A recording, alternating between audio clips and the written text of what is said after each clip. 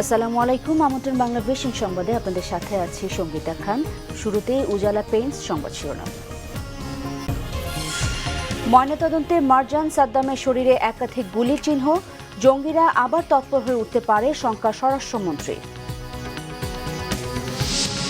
কারো সাথে যুদ্ধ না চাইলেও আক্রান্ত হলে মোকাবিলায় প্রস্তুত বাংলাদেশ, নোয়াখালী স্বর্ণদ্বীপে সেনা মহড়া বললেন প্রধানমন্ত্রী। সমাবেশ করতে না দেয়ায় কাল বিএনপি বিক্ষোভ, নাশকতার গোয়েন্দা তথ্যের কারণে দেওয়া হয়নি অনুমতি, জবাব আওয়ামী লীগের।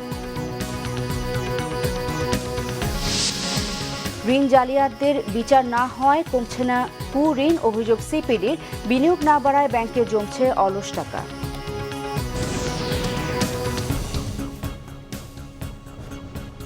দেখছিলেন উজালা পেইন্ট সংবাদ শিরোনাম।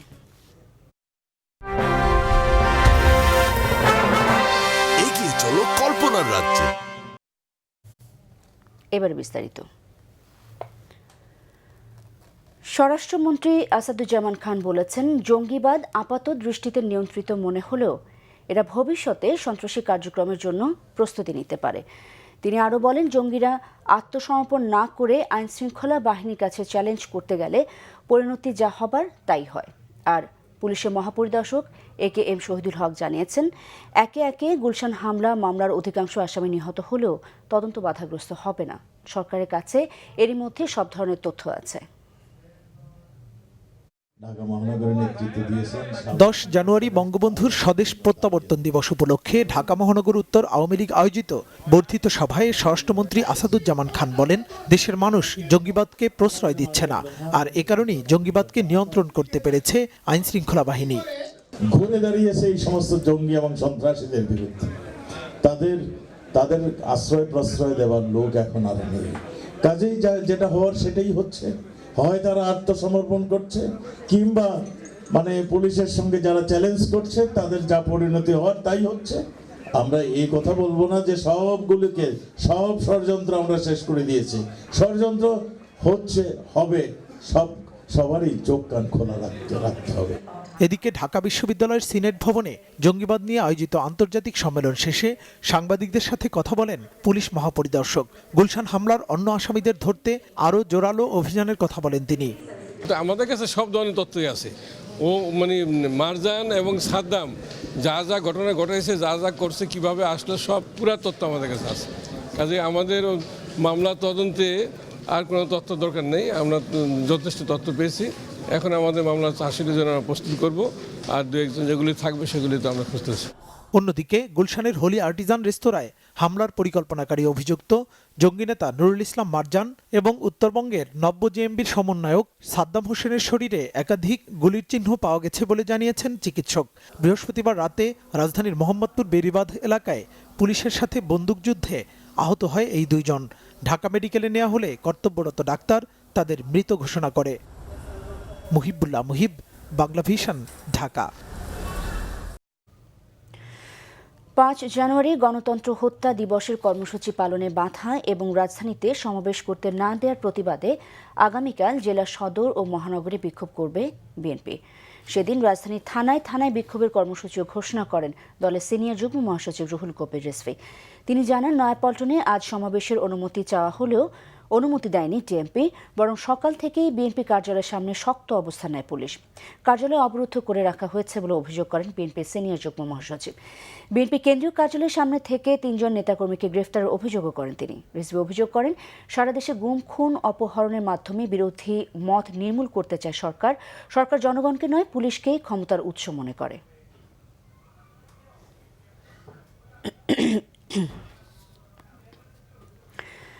আওয়ামী লীগ নেতারা বলেছেন, নাশকতার গোয়েন্দা তথ্যের কারণেই হয়তোবা বিএনপিকে সমাবেশ করতে দেওয়া হয়নি। কালকে বিক্ষোভে নৈরাজ্য হলে জনগণ দাঁত ভাঙা জবাব দেবে বলেও মন্তব্য করেছেন তারা। বিএনপিকে ভুল রাজনীতি বলয় থেকে বেরিয়ে আসারও আহ্বান জানিয়েছেন আওয়ামী লীগ নেতারা। 10 জানুয়ারি বঙ্গবন্ধুর স্বদেশ প্রত্যাবর্তন দিবস উপলক্ষে আওয়ামী লীগের জনসভা সফল করতে দ্বিতীয় দিনের মতো বাইতুল মোকাররমের দক্ষিণ গেটে গণসংযোগ করেন দলের সাধারণ সম্পাদক ওবায়দুল কাদের। এ সময় প্রচার সম্পাদক হাসান মাহমুদ অভিযোগ করেন, বিএনপির রাজনৈতিক চরিত্র হারিয়ে ফেলেছে।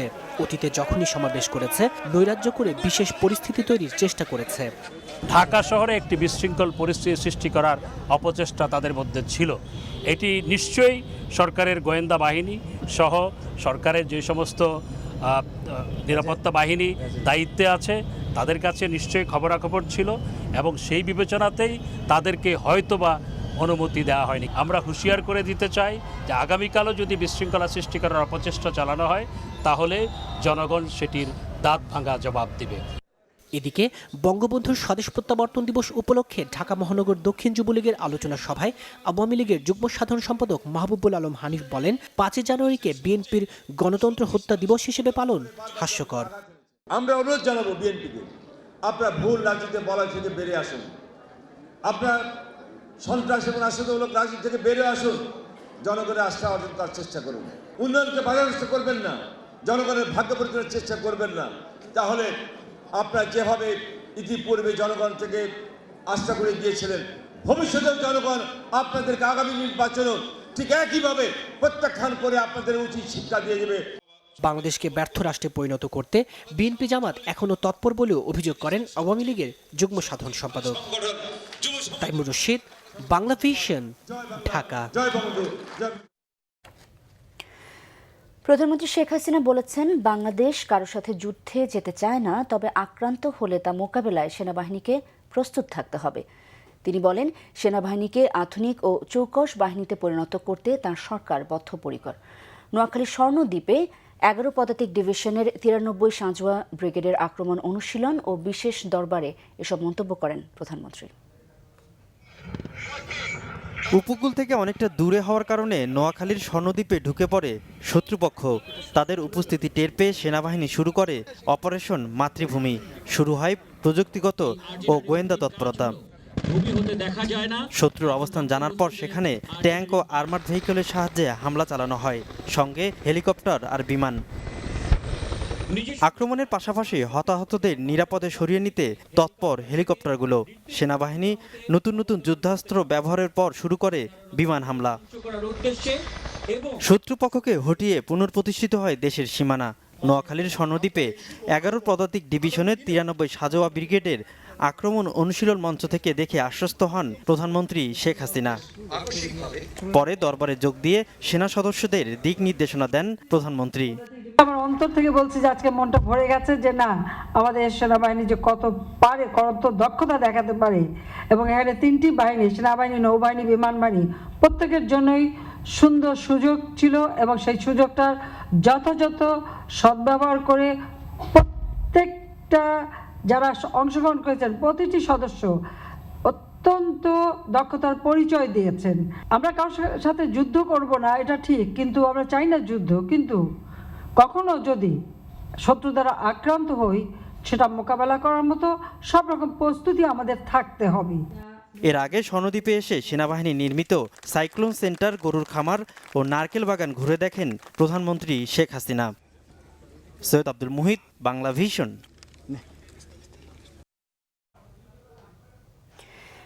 ঋণ জালিয়াতদের বিচার না হওয়ায় কমছে না কুঋণের পরিমাণ, এমন মন্তব্য করেছে গবেষণা প্রতিষ্ঠান centre for policy dialogue, CPD. Banking খাতে শৃঙ্খলা ফেরাতে দ্রুত ব্যাংকিং কমিশন গঠন প্রয়োজন বলে মনে করেন তারা। চলতি অর্থ বছরের প্রথম 6 মাসে আর্থিক পর্যালোচনায় সিপিডি জানায়, চলতি বাজেটেও সরকার রাজস্ব আনার লক্ষ্যমাত্রার সাথে অর্জনে বড় ধরনের হেরফের হবে। বাজেট ঘাটতি দাঁড়াতে পারে 40,000 কোটি টাকা। প্রায় 18% মতো একটা প্রবৃদ্ধি অর্জন করতে পারবে। তারপরেও কিন্তু আপনারা দেখবেন যে আমাদের যে মোট রাজস্বের যে লক্ষ্যমাত্রা তার থেকে প্রায় 40,000 কোটি টাকার মতো ঘাটতি হতে পারে। সিপিডির সম্মানিত ফেলো ডক্টর দেবপ্রিয় ভট্টাচার্য বলেন, ব্যাংকিং খাতে মাত্র 19% কাছাকাছি ঋণ বিতরণ করে সরকারি ব্যাংক, কিন্তু পুরো মন্দ ঋণের প্রায় অর্ধেকই সরকারি ব্যাংকের অবদান। তুলনামূলক বিচারে বেসরকারি ব্যাংকের মন্দ ঋণ কম হলেও তা উদ্বেগজনক বলছে সিপিডি। বাংলাদেশ ব্যাংকের এই মনিটারি পলিসি স্টেটমেন্টের মধ্যে ব্যাংকিং খাতের স্বাস্থ্য পুনরুদ্ধারের মাধ্যমে অর্থনৈতিক প্রবৃদ্ধিতে সহায়তা করাটাই হবে অন্যতম একটা উদ্দেশ্য। তাই কোনো কমিশনের কথা বলা হচ্ছে না। এটা সময় নির্দিষ্টভাবে 3 মাসের জন্য আপনি এটা কমিটি করবেন, যেটা আপনাকে পুরো ব্যাংকিং সেক্টরের যে পরিস্থিতি সেই সম্বন্ধে পূর্ণ স্বচ্ছতা দিবে। অর্থমন্ত্রী তো গত বাজেট বক্তৃতায় বলেছিলেন যে উনি এটা করবেন, তারপরে কি হলো? সরকারি প্রকল্পে অধিক ব্যয় ও গুণগত মান নিয়ে বড় ধরনের প্রশ্ন রয়েছে বলে মনে করে সিপিডি, কারণ বাংলাদেশের প্রতি কিলোমিটার সড়ক নির্মাণের ব্যয় সবচেয়ে বেশি। সরকারি বিনিয়োগ যে হচ্ছে তার গুণমান সম্বন্ধে আমাদের যথেষ্ট সন্দেহ রয়েছে। 1 কিলোমিটার রাস্তা বানাতে বাংলাদেশে যে ব্যয় হয় এটা এখন পৃথিবীর মধ্যে প্রায় সর্বোচ্চ পর্যায়ে গেছে। এইটা দেখা এখন খুবই গুরুত্বপূর্ণ হয়ে গেছে। নাহলে 2 টাকার জিনিস জনগণ 6 টাকায় কিনে খাবে। রূপপুর পারমাণবিক কেন্দ্রের কথা বললেন না, ওইটার টাকা কত দিয়ে শুরু হয়েছিল, কততে শেষ হয়েছে আপনারা ভালো করে দেখবেন। সংবাদ সম্মেলনে জ্বালানি তেলের দাম কমানো, সঞ্চয়পত্রের সুদের হার ডলারের বিপরীতে টাকার মান কমানোর সুপারিশ করেছে CPD. GM Hasan, Bangla vision, Dhaka. সামগ্রিকভাবে আমাদের দেশে বিনিয়োগ না বাড়ায় ব্যাংকে জমছে অলস টাকার পাহাড়। ব্যাংক ঋণের সুদ হার প্রায় 10% নামিয়েও কাঙ্ক্ষিত বিনিয়োগ আকর্ষণে ব্যর্থ বেশিরভাগ ব্যাংক। উৎপাদনমুখী শিল্পের বড় উদ্যোক্তারা হাত গুটিয়ে থাকায় বিতরণ হচ্ছে না পর্যাপ্ত ঋণ। ব্যাংকে অলস টাকা পড়ে থাকার জন্য বিনিয়োগ বৃদ্ধির অনুকূল পরিবেশ না থাকা এবং গ্যাস, বিদ্যুৎ ও জমি প্রাপ্তির জটিলতাকে দুষছেন সংশ্লিষ্টরা। ব্যাংকে গ্রাহকদের আমানত বাড়লেও বাড়ছে না বিনিয়োগ। বিনিয়োগের অভাবে বাড়তি অর্থ জমছে প্রতিনিয়ত। সবশেষ হিসাব অনুযায়ী নগদ ও বিধিবদ্ধ জমা, সিআরআর ও এসএলআর এর জন্য কেন্দ্রীয় ব্যাংকে আমানতের প্রায় 19% জমা দেওয়ার পরও থাকছে 81% অর্থ। কিন্তু বিনিয়োগ না হয় সরকারি বেসরকারি প্রায় সব ব্যাংকের বড় অংশই পড়ে থাকছে অলসভাবে। সেই হিসাবে বিভিন্ন ব্যাংকের অলস টাকার পরিমাণ ছাড়িয়েছে প্রায় 1.25 লাখ কোটি টাকা। খুব বেশি হলে 70% ইনভেস্টমেন্ট হয়েছে, আর বাকি টাকাগুলো সব অলস পড়ে আছে। তো এইটা সব ব্যাংক তো সমানে এইভাবে পারতেছে না। তাছাড়া এই টাকাগুলা কনজিউম করতে গেলে বড় বড় ইন্ডাস্ট্রিকে এগিয়ে আসতে হবে। তো বড় বড় ইন্ডাস্ট্রি সেইভাবে আসতেছে না। সেগুলোর কারণ তো অন্যরকম। ল অ্যান্ড অর্ডার সিচুয়েশান সেইভাবে এনশিওর করতে হবে, পাওয়ারের সাপ্লাইটা সেইভাবে আপনাকে দিতে হবে। পাওয়ারের ঘাটতি তো আছেই, গ্যাসের সাপ্লাই ঠিক মতো নাই, আবার ইলেকট্রিসিটি দিয়ে করতে গেলে কস্ট বেশি পড়ে যায়। বড় শিল্পের অন্যতম উদ্যোক্তা শাহিদ রেজা। গার্মেন্টস ও টেক্সটাইল মিল সহ কয়েকটি শিল্পের মালিক শাহিদ রেজা মার্কেন্টাইল ব্যাংকেরও ভাইস চেয়ারম্যান। তাই তার কাছে এই প্রশ্ন ছিল, সুদ হার কমিয়েও কেন টানা যাচ্ছে না বড় বিনিয়োগ? ব্যাংকের সুদের হার হলো একজন বিনিয়োগকারীর জন্য দ্বিতীয় বা তৃতীয় চিন্তা। সুতরাং সুদের হার এই সিঙ্গেল ডিজিটে নেমে আসলে বিনিয়োগ বাড়বে, এটা আসলে কোনোভাবে প্রমাণিত হয় না। রাতারাতি কোনো বিনিয়োগ কিন্তু তৈরি হয় না। একটি বড় পরিবর্তন যদি হয় রাজনৈতিক, সামাজিক, অর্থনৈতিক, তখন ব্যবসায়ীরা আগে আসে একটা সময়ের মধ্যে দেখার জন্য যে নতুন সুযোগ এসছে মনে করে তারা বিনিয়োগ করে। বেসরকারি ব্যাংকগুলি কিন্তু বিনিয়োগ যতখানি করতে পারে করার চেষ্টা করছে। মূলত বিনিয়োগে এগিয়ে আসতে পারতেছে না সরকারি ব্যাংকগুলি। সেখানে তাদের লিকুইডিটির সমস্যা যেমন আছে তাদের কাছে, উদ্বৃত্ত টাকা যেমন আছে তাদের কাছে, অন্যদিকে তাদের মূলধনের সমস্যা আছে। অলস টাকা উৎপাদনশীল খাতে ব্যবহারের স্বার্থে ব্যবসার পরিবেশ উন্নত করার তাগিদ বিশেষজ্ঞদের। তা না হলে ঝুঁকিপূর্ণ ঋণ বিতরণ এবং ব্যাংকিং খাতের বিশৃঙ্খলা বৃদ্ধিরও আশঙ্কা করছেন কেউ কেউ। জিয়াউল হক সবুজ, বাংলা ভিশন, ঢাকা। রাজনীতিবিদরা চাইলে এই মুহূর্তে দুর্নীতি বন্ধ সম্ভব, মন্তব্য করেছেন দুদক কমিশনার AFM আমিনুল ইসলাম। তবে তারা এগিয়ে না আসায় এর বিরুদ্ধে জনগণকে যুদ্ধ ঘোষণার অনুরোধ জানিয়েছেন তিনি। ডিবেট ফর ডেমোক্রেসি আয়োজিত বিতর্ক প্রতিযোগিতায় এ নিয়ে কথা বলেন দুদক কমিশনার। দুর্নীতি বিরোধী ছায়া সংসদের চূড়ান্ত পর্বে রাজনৈতিক সচেতনতা নাকি জনসচেতনতা দুর্নীতি রোধ করতে পারে, এ নিয়ে তর্কযুদ্ধে অংশ নেন প্রধান ও বিরোধী দলের বিতর্কিকরা। চূড়ান্ত পর্বের বিতর্কে নিজেদের সেরা প্রমাণের সব চেষ্টাই ছিল তাদের। দেশকে দুর্নীতি মুক্ত করতে হলে জনগণ ছাড়া, জনসচেতনতা ছাড়া এই দুর্নীতি রোধ করা কখনো সম্ভব হবে না। রাজনৈতিক সদিচ্ছার পথ ধরেই জনসচেতনতা তৈরি হবে, এর মাধ্যমেই দুর্নীতি প্রতিরোধ হবে। মাননীয় স্পিকার, টেকসই উন্নয়নের জন্য ও সুশাসন প্রতিষ্ঠার প্রথম ধাপ দুর্নীতি দমন বলে মত দেন অনুষ্ঠানের বক্তারা। তবে এক্ষেত্রে রাজনৈতিক সদিচ্ছা ও জনসচেতনতা একে অন্যের পরিপূরক বলে মন্তব্য করেন তারা। জনগণই চাইবে যে আমার রাজনৈতিক নেতৃবৃন্দের মধ্যে সদিচ্ছা থাকুক দুর্নীতির বিরুদ্ধে। জনগণই চাইবে যে আমার যারা দুর্নীতি করে আমার দেশে তাদের বিচার হোক। জনগণই চাইবে যে প্রতিষ্ঠানগুলোর উপর দায়িত্ব আছে দুর্নীতি নিয়ন্ত্রণ করা তারা কার্যকর হোক। যারা দুর্নীতি করেন তাদেরকে বিচার অবশ্যই আনতে হবে। যে আমাদের এই দুর্নীতি বন্ধ করা প্রথম এবং প্রধান দায়িত্ব বাংলাদেশের সুশাসন, গণতন্ত্র, আইনের শাসন ফিরিয়ে আনার জন্য। প্রধান অতিথি দুদকের কমিশনার বলেন, জনগণ দুর্নীতির বিরুদ্ধে সোচ্চার হলে দুর্নীতিবাজরা পালিয়ে যেতে বাধ্য। রাজনীতিবিদরা সত্যিকারে যদি তারা চান, তাহলে তারা যদি আজকে বলেন যে এই মুহূর্ত থেকে বাংলাদেশে আর কোনো দুর্নীতি চলবে না, তাহলে তারা পারেন, কিন্তু আমরা সেটা দেখছি না। জনগণকে তারা তাদের যে সদিচ্ছা, এটা বাধ্য করতে হবে। সেটা যদি পারি, আমরা অল্পদিনেই অন্ততপক্ষে দুর্নীতি তো মুক্ত করা সম্ভব নয়, আমরা নিয়ন্ত্রণ করতে সমর্থ হব। দুদক কমিশনার আরও জানান, দায়িত্ব গ্রহণের 1.5 বছরের মাথায় দুর্নীতিবাজদের সাজার হার 12% বাড়িয়েছে বর্তমান কমিশন। শারমিন ইব্রাহিম, বাংলা ভিশন, ঢাকা। দ্বিকক্ষ বিশিষ্ট পার্লামেন্টের দাবি জানিয়েছে জাতীয় সমাজতান্ত্রিক দল জেএসডি। বিকেলে বঙ্গভবনের রাষ্ট্রপতি মোহাম্মদ আব্দুল হামিদের সঙ্গে সাক্ষাতে এ দাবি জানানো হয়। নির্বাচন কমিশন গঠন নিয়ে আলোচনায় অংশ নেন জাসদের 10 সদস্যের প্রতিনিধি দল। এ সময় তারা রাষ্ট্রপতিকে জানান, নির্বাচন কমিশন গঠনে নতুন আইন প্রণয়ন করলে অনেক সমস্যার সমাধান হবে। একই সঙ্গে নির্বাচনকালীন সময়ে নির্দলীয় সরকারেরও দাবি জানান জেএসডি নেতারা। রাষ্ট্রপতির সঙ্গে সাক্ষাতে অন্যান্যের মধ্যে উপস্থিত ছিলেন জেএসডির সভাপতি আসম আব্দুর রব।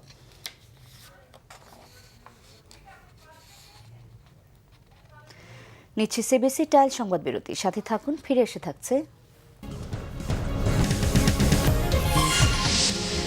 গুলশানে আগুনে পোড়া মার্কেটে ধ্বংসস্তূপ সরাতে আরও সময় লাগছে, নাশকতার দাবিতে অটল ব্যবসায়ীরা। দর্শকে ভরপুর বাণিজ্য মেলা, জমেনি বিক্রি বাট্টা।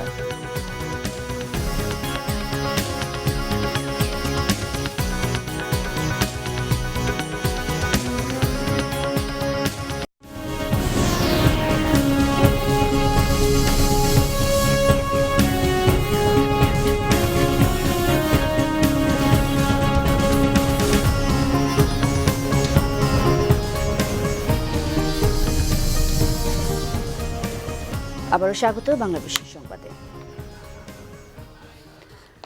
গুলশান ডিএনসিসি মার্কেটে ধ্বংসস্তূপ সরানোর কাজ চলছে পুরোদমে। যদিও কংক্রিট ও আগুনে পুড়ে কয়লা হওয়া মালামাল সরাতে কিছুদিন সময় লাগবে বলে জানিয়েছেন কর্তৃপক্ষ।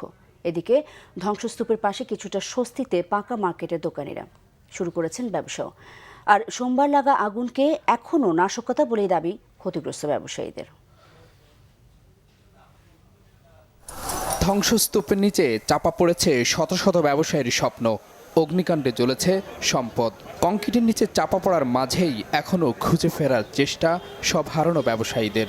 গুলশান 1 নম্বরে ডিসিসি মার্কেটের ভেতরে এখনও ধোঁয়ার কুণ্ডলী। এই পরিস্থিতির মধ্যেই পাশে ব্যবসা শুরু করেছেন পাকা মার্কেটের দোকানিরা। অগ্নিকাণ্ডে পুড়ে ছাই হাজার কোটি টাকার সম্পদও, সাথে ঋণের বোঝা অনেকের। ব্যাংকের লোন আছে অনেক, এই তো আল্লাহ যদি অনেক ব্যবসা বলছে অস্থায়ীভাবে করে দেবে, যদি অস্থায়ীভাবে করে দেয় তো প্রধানমন্ত্রী যদি কোনো সাহায্য টাহায্য করে তো যদি উঠতে পারি, নাহলে তো ওটার কোনো ক্যাপাসিটি নাই। ঘুরে দাঁড়ানোর মতো কিছু নেই, যা ছিল সব শেষ। যাতে আমরা ঘুরে দাঁড়াতে পারি, আমরা ব্যবসা করতে পারি, সরকারের কাছে আমাদের এটা আবেদন রয়েছে। ডিসিসি মার্কেটের আগুন কি নাশকতা নাকি ষড়যন্ত্র, সে বিষয়ে রবিবার আনুষ্ঠানিক সংবাদ সম্মেলন করবেন ব্যবসায়ী নেতারা। আপনারা প্রত্যক্ষ পরোক্ষভাবে দেখতে পারেন গিয়ে যে 3 তলায় 4 তলায় কোনো বিল্ডিং আসিল, দোকান আসিল কিনা, কোনো শুধু খালি একটা অফিস ছিল আমার, আর কোনো 3 তলায় 4 তলায় কোনো দোকান ছিল না। আগামীকাল সাংবাদিক সম্মেলনে আপনাদের সম্পূর্ণ আমরা জানাবো যে কি হয়েছে, নাশকতা হয়েছে না আপনার ষড়যন্ত্র হয়েছে, কি হয়েছে জানাবো। এদিকে নতুন করে ব্যবসা শুরু করেছেন পাকা মার্কেটের ব্যবসায়ীরা। আমাদের ক্ষতিটা তো কম না, এখানে যার যতগুলো ব্যবসায়ী আছে সবারই ইনভেস্ট কোটি টাকার উপরে। হ্যাঁ, তো দেখা যায় আমার এখানে 2টা প্রতিষ্ঠানের মধ্যে একটা পুরো বার্ন হয়ে গেছে, ওইটা থেকে কিছু আমি বের করতে পারছি বলতে ওরা কাজে লাগবে না। আগুনে ধসে পড়া ভবনের কংক্রিট সরানোর কাজ চলছে পুরোদমে। একটা বিল্ডিং সরাতে তো সময় সাপেক্ষ ব্যাপার, এই সময়টা লাগবে। অবৈধ বিদ্যুৎ সংযোগ এবং দোকানের গ্যাস সিলিন্ডার থেকে আগুন দ্রুত ছড়িয়েছে এমন অভিযোগ নাকচ করে ব্যবসায়ীরা বলছেন, বিচার বিভাগীয় তদন্ত কমিটির অপেক্ষায় আছেন তারা। S M Faiz, Bangla vision, Dhaka. দর্শনার্থীদের সরব উপস্থিতিতে জমজমাট ঢাকা আন্তর্জাতিক বাণিজ্য মেলা। দিন যত গড়াচ্ছে ততই বাড়ছে ক্রেতা দর্শনার্থীদের সংখ্যা। দর্শনার্থীরা পছন্দসই পণ্যের খোঁজে বিভিন্ন স্টলে ভিড় করলেও বিক্রি বাট্টা এখনও বাড়েনি বলে জানিয়েছেন বিক্রেতারা। বাণিজ্য মেলা শুরুর পর শনিবার ছিল দ্বিতীয় ছুটির দিন, তাই দুপুর গড়াতেই মেলা প্রাঙ্গণে ভিড় করেন অনেকে। প্লাস্টিক পণ্য থেকে শুরু করে তৈরি পোশাকের দোকান, পছন্দের পণ্য কিনতে বিভিন্ন স্টলে ভিড় করেন দর্শনার্থীরা। কালেকশন ভালো, দামটা মোটামুটি ভালো। আগে থেকে কিছু জিনিসপত্র কমে গেছে, আগে তো আরো বড় ছিল। বিদেশি পণ্যের স্টলগুলোতে ভিড় ছিল চোখে পড়ার মতো। ক্রেতা আকর্ষণে নিত্য নতুন কালেকশনের কোনো কমতি নেই। স্বাদ আর সাধ্য মিলে গেলেই অনেকেই কেনেন পছন্দের পণ্য। মেলাতে হংকং জুয়েলার্সের নতুন নতুন আইটেম নিয়ে, যেমন মাথার টায়রা, ফিঙ্গারিং, নতুন নতুন টেবিলের কার্পেট। কাটতি বাড়াতে বিভিন্ন পণ্যে ছাড় দিচ্ছেন বিক্রেতারা। ক্রেতাদের নতুন পণ্যের স্বাদ দিতে এদিনও উদ্বোধন করা হয় দু একটি পণ্যের স্টল। এ উপলক্ষে টিভি তারকার উপস্থিতি নজর কাড়ে দর্শনার্থীদের। সব মিলিয়ে ভালোই সময় কাটান দর্শনার্থীরা। মেলার পরিবেশ খুবই ভালো, অনেক মানুষজনও এসেছে দেখলাম, আর প্রাইস মনে হচ্ছে যে কিছুটা কম। প্রায় সব জিনিসই দেখতে ভালো, কিন্তু আমার থাইল্যান্ডের জিনিসগুলো একটু বেশি ভালো লেগেছে। শুধু বিনোদনের জন্য মেলায় যাওয়ার কথা জানালেও অনেকেই কিনেছেন বেশ কিছু পণ্য। ব্যাগ কিনেছি, জুতা কিনেছি, তারপরে ননস্টিকের দিল্লির যে হাঁড়ি পাতিল। আমরা মেলা দেখার উদ্দেশ্য হচ্ছে ঘোরা, তার সাথে কিছু জিনিস যদি মনে করি একটু কম দামে পেয়ে গেলাম তো নিয়ে যাওয়া। সব দিকে ডিসকাউন্ট চলছে, বাট আমাদের আমরা ভোক্তা হিসেবে জানতে চাচ্ছি যে কোয়ালিটি বা গুণগত মান কতটুকু ভালো থাকে। গতকালকের তুলনায় আজকে একটু কাস্টমারের ফ্লুটা একটু কম, তো এটা হচ্ছে প্রথম দিকে। আশা করতেছি সামনে আরো ভালো হবে। মাস জুড়ে চলা বাণিজ্য মেলা চলবে 31শে জানুয়ারি পর্যন্ত। জিয়াউল হক সবুজ, বাংলা ভিশন, ঢাকা। আগ্নেয়াস্ত্র, গোলাবারুদ সহ আত্মসমর্পণ করেছে সুন্দরবনের নোয়া বাহিনীর 12 জলদস্যু। কুয়াকাটার রাখাইন মার্কেট মাঠে স্বরাষ্ট্রমন্ত্রী আসাদুজ্জামান খান কামালের কাছে অস্ত্র জমা দিয়ে আত্মসমর্পণ করে তারা। র্যাবের মহাপরিচালক বেনজির আহমেদের সময় উপস্থিত ছিলেন। র্যাব জানায় সুন্দরবনের চাঁদপাই রেঞ্জের পশুর নদীতে অভিযান পরিচালনার সময় জলদস্যুরা আত্মসমর্পণের ইচ্ছের কথা জানায়। আত্মসমর্পণের সময় জলদস্যুরা 12টি আগ্নেয়াস্ত্র এবং 1105 রাউন্ড গোলাবারুদ জমা দেয়। স্বরাষ্ট্রমন্ত্রী আসাদুজ্জামান খান জলদস্যু বাহিনীর প্রতি পরিবারকে নগদ 20,000 টাকা এবং শীত বস্ত্র বিতরণ করেন। জলদস্যুদের সহযোগীদের বিরুদ্ধে হুঁশিয়ারি উচ্চারণ করেন তিনি। আবারও নিচ্ছে সিবিসি টাইলস সংবাদ বিরতি, সাথে থাকুন, ফিরে এসে থাকছে। ট্রাম্পকে জেতাতেই হ্যাকিংয়ের নির্দেশ দিয়েছিলেন রুশ প্রেসিডেন্ট পুতিন, মার্কিন গোয়েন্দা রিপোর্টের তথ্য।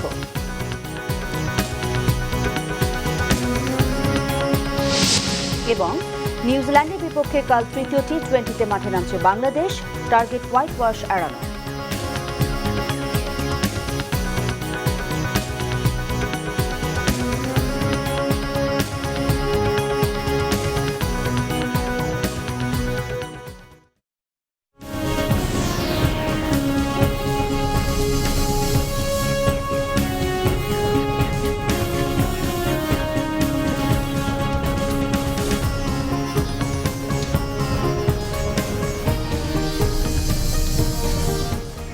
আবারও স্বাগত বাংলা ভিশন সংবাদে। এ পর্যায়ে শুরুতে আমিন জুয়েলার্স আন্তর্জাতিক সংবাদ।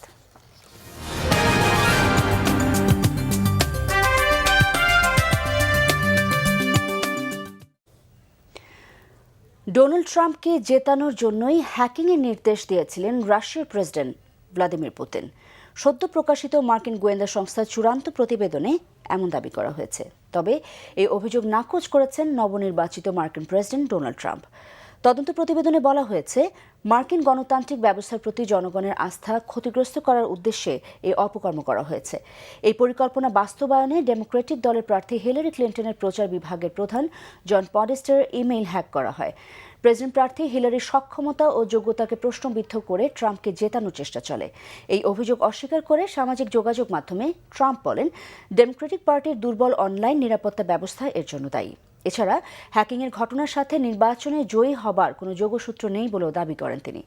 প্রতিবেদনটির সংক্ষিপ্ত অনুলিপি বিদায়ী প্রেসিডেন্ট বারাক ওবামা এবং নবনির্বাচিত প্রেসিডেন্ট ট্রাম্পের কাছে দেওয়া হয়েছে। বৃহস্পতিবার যুক্তরাষ্ট্রের জাতীয় গোয়েন্দা সংস্থার প্রধান জেমস ক্ল্যাপার তদন্ত প্রতিবেদনের সারসংক্ষেপ সিনেটের বিশেষ কমিটিতে উত্থাপনের কয়েক ঘণ্টা পর এর বিস্তারিত প্রকাশ করা হলো।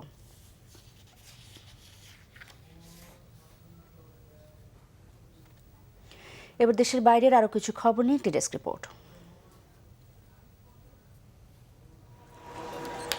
যুদ্ধবিরতির মাঝে সিরিয়ার আদাস শহরের একটি আদালতের বাইরে এক গাড়ি বোমা বিস্ফোরণে নিহত হয়েছে অন্তত 48 জন, আহত বহু, মৃতের সংখ্যা আরও বাড়ার আশঙ্কা করা হচ্ছে।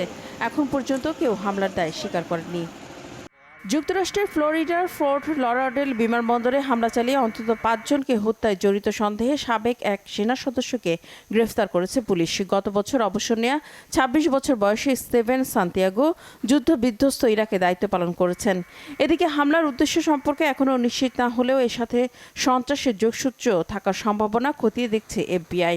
অবশ্য সন্দেহভাজন বন্দুকধারী সান্তিয়াগোর ভাইয়ের দাবি, মানসিক অসুস্থতার কারণে সম্প্রতি চিকিৎসা নিচ্ছিলেন তিনি। ভারী বৃষ্টির ফলে সৃষ্ট বন্যায় থাইল্যান্ডের দক্ষিণাঞ্চলে অন্তত 12 জনের মৃত্যু হয়েছে। পানির নিচে ঘরবাড়ি, রাস্তাঘাট তলিয়ে যাওয়ায় আশ্রয়হীন লাখো মানুষ, বন্ধ সড়ক, রেল ও বিমান চলাচল। আরও 2 দিন এমন বৃষ্টিপাতের আভাস দিয়েছে দেশটির আবহাওয়া কর্তৃপক্ষ। এদিকে প্রবল তুষারঝড়ে বিপর্যস্ত তুরস্ক, রাস্তাঘাট পিচ্ছিল থাকায় ঘটছে দুর্ঘটনা। বাতিল করা হয়েছে 6,500-এরও বেশি ফ্লাইট। তুষারপাত আর প্রচণ্ড ঠান্ডায় নাকাল ইতালির দক্ষিণ ও মধ্যাঞ্চলের অধিবাসীরাও। গেল অক্টোবরে ভয়াবহ ভূমিকম্পে আগ থেকেই নাজুক অবস্থায় থাকা মধ্য ইতালির নাগরিকদের জন্য নতুন করে দুর্ভোগ নিয়ে এসেছে এই তুষারপাত। রিফাত জামান, বাংলাভিশন নিউজ ডেস্ক। আমরা সংবাদ শেষ করব উজালা পেইন্ট সংবাদ শিরোনামগুলো আরেকবার জানিয়ে। ময়নাতদন্তে মারজান সাদ্দামের শরীরে একাধিক গুলির চিহ্ন, জঙ্গিরা আবার তৎপর হয়ে উঠতে পারে শঙ্কা স্বরাষ্ট্রমন্ত্রীর। কারোর সাথে যুদ্ধ না চাইলেও আক্রান্ত হলে মোকাবেলায় প্রস্তুত বাংলাদেশ, নোয়াখালীর স্বর্ণদ্বীপে সেনা মহড়ায় বললেন প্রধানমন্ত্রী।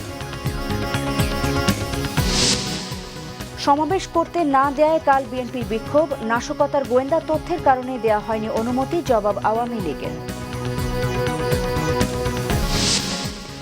ঋণ জালিয়াতদের বিচার না হয় কমছে না কুঋণ, অভিযোগ সেপেডের।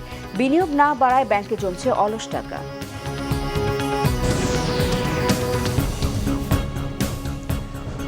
এই ছিল এখনকার মতো। পরের সংবাদ রাত 10:30। এর আগে 9টায় রয়েছে নিউজ স্টাফটন দেখার আমন্ত্রণ রইল।